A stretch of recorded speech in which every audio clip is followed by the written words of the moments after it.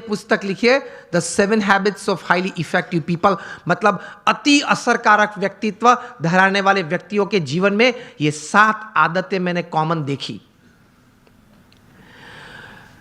मैं सभी का वर्णन नहीं करना चाहूंगा, लेकिन सिर्फ आपको नाम देता हूं। प्रथम आदत थी प्रोएक्टिव, जो सफलता के लिए बहुत जरूरी है।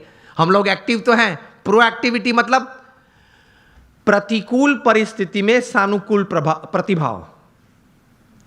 प्रतिकूल परिस्थिति में सानुकूल प्रतिभाव। आपके घर में आपके मन के मुताबिक बात नहीं बनी, फिर भी आप सबको साथ देना चाहते हो। आप जो ट्रस्ट में हो, जो संस्था में हो, जिसमें आपका प्रोजेक्ट, आपका विचार अच्छे थे, लेकिन सर्वानुमत से वो स्वीकार नहीं किया गया और किसी और का विचार स्वीकार किया गया, फिर भी आप इतने उत्साह से उस प्रोजेक्ट में अपने आप को वो सेवा में जोड़ सकते हो। ये बोलते हैं प्रतिकूल परिस्थिति में सानुकूल प्रतिभाव। आपका किसी ने अपमान किया, फिर उस वक्त आप स्थिर रह सकते हो। यह सफलता के लिए बहुत जरूरी है। कोई बड़ी आपत्ति आपके जीवन में आ गई, a setback, a failure is part of life, लेकिन उस वक्त आप स्थिर रहे। आपने जो विचार या उस वक्त जो एक्शंस बताए वो नीति नियम के अनुसार थे या गैर रीति में आप चले गए। प्रतिकूल परिस्थिति में सानुकूल प्रतिभाव। किसी ने चांटा मारा, फिर भी आप हंस सकते हैं। To keep yourself stable is the first important aspect. प्रतिकूल परिस्थिति में सानुकूल प्रतिभाव। दूसरी बात लिखते हैं, begin with the end in mind. जो भी आप करना चाहते हैं तो उसका अंतिम परिणाम आप क्या चाहते हैं वो आप अभी से सोच लें, और अंतिम नतीजा शायद क्या भी आ सकता है वो भी आप तैयार कर लें। तीसरी बात लिखिए, putting first things first, priority. चौथी बात लिखिए, थिंक विन विन। आप भी जीते, मैं भी जीतूं। आप भी पैसा कमाए, मैं भी कमाऊं। आप भी सुखी हो, मैं भी सुखी हूं। क्योंकि यह नेट का जमाना है, एज ऑफ इंफॉर्मेशन है, क्वालिटी कंट्रोल का जमाना है। आप किसी व्यक्ति या किसी कलीग के साथ एक बार, 2 बार चीटिंग कर पाओगे, तीसरी और चौथी बार नहीं। यस और नो? Think win win. मैं जिसके साथ धंधा करता हूं वो भी जीते, मैं भी जीतूं। वो भी सुखी हो, मैं भी सुखी हूं, दोनों कमाए। 5वीं बात लिखी थी, seek first to understand and then to be understood. ये मिलियनर यूथ समृद्ध जीवन के लिए ये आदत बहुत जरूरी है। Seek first to understand and then to be understood. आप पहले वो व्यक्ति को समझने का प्रयत्न करें, फिर वो व्यक्ति मुझे समझे, ऐसी अपेक्षा रखे। हमारी बात ये होती है कि देख तू मेरा सुन, पहले तू मेरी बात सुन। ये स्टीफन कॉवी लिखते हैं, ये 3000 सक्सेसफुल पीपल के जीवन में ये आदत थी। पहले वे सामने वाले व्यक्ति को शांति से सुनते थे। कभी हम सुनते हैं तो उसके पीछे हमारा विचार ये रहता है कि इसको उत्तर क्या दूं। उत्तर देने के लिए मत सुनना। स्टीफन कॉवी लिखते हैं, एम्फैटिक लिसनिंग, समझने के लिए सुनना।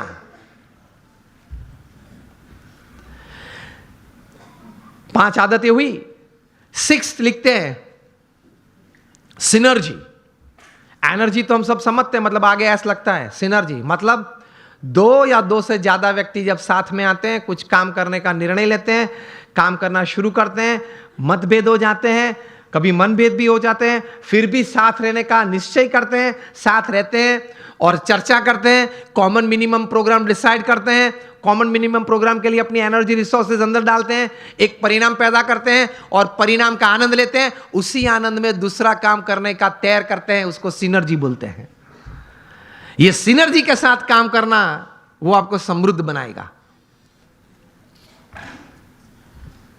लेकिन हमारी विचारधारा और आदत ऐसी है, 1 इंडियन इक्वल टू 3 जापानीज। एक भारतीय, उसमें इतनी ताकत होती है, 3 जापानीज जो काम कर सकते हैं वो एक भारतीय कर सकता है। 1 Indian equal to 3 Japanese, 2 Indians equal to 1 Japanese. अब पता चला, जब 2 भारतीय साथ में आते हैं ना, तब संप टूटता है। मेरे हिसाब से करना है, वो बोले मेरे हिसाब से करना है, तो फिर दोनों की शक्ति साथ में आती है तो भी कितनी बन जाती है? एक जापानीज जैसी। And 3 Indians equal to 0। 3 साथ में आ जाते हैं तो 0 बन जाता है। मुझे तो अभी कहा गया कि सब यहां जो आपकी टीम है जीतो की और ये ऑर्गेनाइजेशन के, सब कई बार बात करते थे, सब जब पीछे बैठे थे, बहुत सम से बहुत अच्छी टीम बनी है और बहुत अच्छा कार्य कर रहे हैं। बोल रहे थे कि सब यहां देने आए हैं, निस्वार्थ भाव से सेवा करने आए हैं। तो ये एक भावना है तो ही इतना बड़ा काम होता है, वरना कैसे होता है। और 7th हैबिट लिखते हैं शार्पन योर सॉ। मतलब आपको अगर if you want to cut a tree by a saw तो you have to sharpen it. तो your saw, your physical saw, you have to keep exercises, mental saw, you have to keep good reading and thinking good. Your emotional saw, that is you have to have the right type of feelings, and your spiritual saw. इसमें Stephen Covey लिखते हैं कि connect with your creator through prayers every day. आप अपने सर्जनहार के साथ संबंध नित्य रखना प्रार्थना के रूप से। ये 3000 सफल व्यक्ति के जीवन में उन्होंने भगवान के प्रति श्रद्धा दृढ़ देखी। ये सफलता का बहुत बड़ा कारण है, क्योंकि जीवन में ऐसे प्रसंग बनेंगे जब आपके मोबाइल में 500 नंबर होंगे, किसको फोन करूं वो प्रश्न आ जाएगा। और ऐसे प्रसंग बनेंगे सिवियर फेलियर के, जो लाइट हम देखते हैं, इलेक्ट्रिसिटी देखते हैं, थॉमस अल्वा एडिसन ने दी। एक बार सुबह में बड़ी आग लग गई और पूरी एडिसन फैक्ट्रीज जल गई। एडिसन को किसी ने बताया, वे चले सुबह में देखा कि it was a heap of Ashes. छोटे बच्चे को साथ में लेके गए थे और बच्चे को बताया कि go and call your mother. क्यों? She might not have seen such a big heap of ash in her life. कितने स्थिर थे। और एडिसन की पत्नी जब आई तब वो पत्नी तो एकदम जमीन पे गिर पड़ी कि हमारी फैक्ट्री की पूरी जल गई है फैक्ट्री। एडिसन ने अपनी पत्नी का हाथ पकड़ा और उसको स्टेबल किया और एडिसन बोले ऊपर देख के, thank God all my mistakes have burned up, I am coming back at 10, I will start again. और ये इलेक्ट्रिसिटी और ये लाइट हमको दी।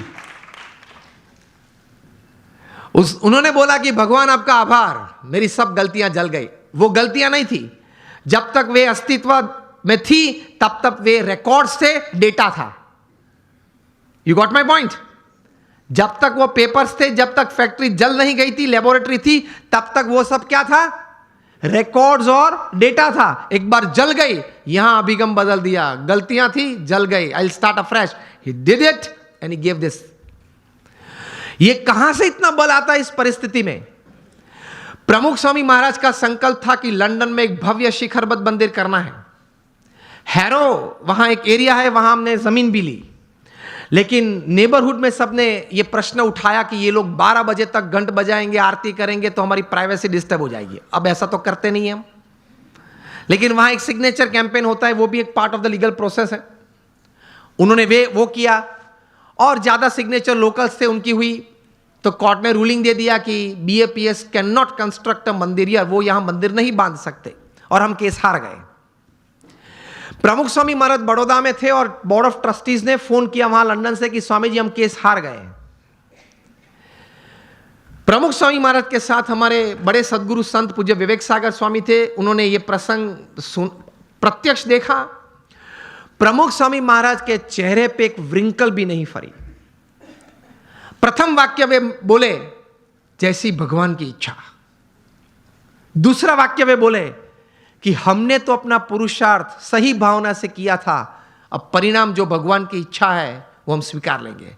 और तीसरा वाक्य बोले कि हमने तैर किया था, वो मंदिर तो करना है, और कोई जगह ढूंढना चालू कर दो, मंदिर तो जरूर बनाएंगे। और बनाया। और रीडर्स डाइजेस्ट ने 95 में जब प्रतिष्ठा हुई तब लिखा, it is the 8th wonder of the world. शायद आप लोगों ने किसी ने वो मंदिर देखा होगा निस्दन में। It is the 8th wonder of the world. तो ऐसे महापुरुषों के जीवन में से ये बात सफलता के लिए सीखनी है। जब सेटबैक आए जीवन में, कोई फेलियर आए, कोई ऐसी परिस्थिति खड़ी हो जाए, तब ये इंट्रोस्पेक्शन करना कि मैंने अपनी बुद्धि के अनुसार पूरा पुरुषार्थ किया था, हां, तो अब भगवान की इच्छा, जो परिणाम आए वो मुझे स्वीकार है, लेकिन अब जो परिस्थिति है उससे बाहर निकलना है, और जो तैर किया वो करना तो है ही। स्टीव जॉब्स को भी एप्पल में से निकाला गया था, पिक्सर चालू किया था, वापस एप्पल में लिया और वापस वहां से बोर्ड में आए, वहां से सीईओ बने और क्या कुछ नहीं दिया। आईफोन दिया, आईपैड दिया, आईपॉड दिया, आईक्लाउड दिया। It is a $1400 billion revenue company which is more than the GDP of 90% of the Nations upon this earth. और हर सेकंड में 11 आईफोन बिकते हैं, और जितने पृथ्वी पे आईफोन बिके हैं वो सब आप एक जगह पे इकट्ठा कर दो तो it will be higher than the Eiffel Tower in Paris.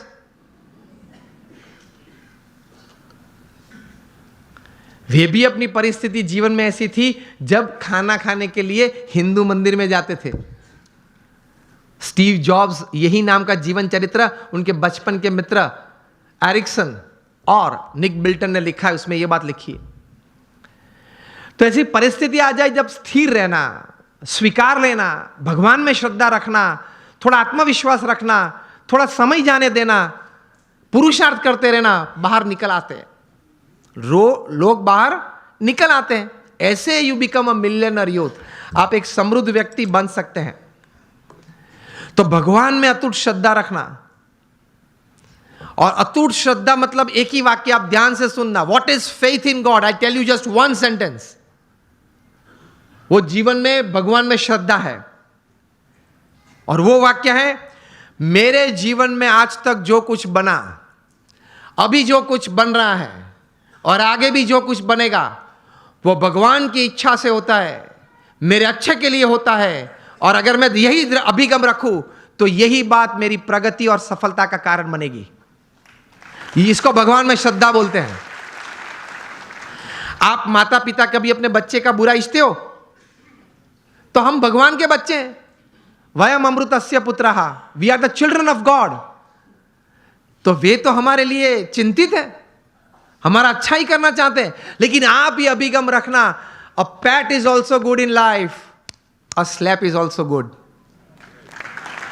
आपको जीवन में कोई कार्य के लिए प्रशंसा भी चाहिए, और अगर गलती की तो थोड़ी थप्पड़ भी चाहिए। कभी भगवान प्रशंसा दे तो आनंद कर लेना, कभी भगवान थप्पड़ दे तो कुछ सीख लेना, लेकिन दोनों जरूरी है। This makes you a millionaire youth, एक समृद्ध युवान, एक समृद्ध इंसान। Top class management gurus in the world they teach this. Jim Collins हैं, स्टीफन कॉवी हैं, Ken Blanchard, Og Mandino, Anthony Robbins, Robin Smith, Shiv Khera, ये लोग बहुत बड़ी फीस लेते हैं। जिम कॉलिंस चार्ज करते हैं 1 घंटे बोलने का $100,000, $1 लाख चार्ज करते हैं। अभी तो 72 चल रहा है ना, कितना चल रहा है? चलो राउंड फिगर ले लो आप 60, तो अभी 1 मिनट $1 लाख, 1 सेकेंड ऑलमोस्ट ₹1,800, ₹1,800 पर सेकेंड जिम कॉलिंस चार्ज करते हैं। और सामने विद्यार्थी नहीं बैठे, सामने बैठे होते हैं एग्जीक्यूटिव्स बैठे होते हैं जो 2,000, 5,000, 10,000 करोड़ का व्यवहार हर साल करते हैं। And they sit in front of gym Collins with folded hands and drop jaw position. कभी आप कोई सौंदर्य देखे या आश्चर्य देखें तो आप ड्रॉप जॉ पोजीशन में आ जाते हैं, आह माय गॉड। तो इस हिसाब से बैठ जाते हैं, आह व्हाट इज इट टॉकिंग, अद्भुत बोलते हैं। ये तो मैंने आपको भाव कह दिए। अगर आपको नेक्स्ट टाइम उनको बुलाना है जीटो में,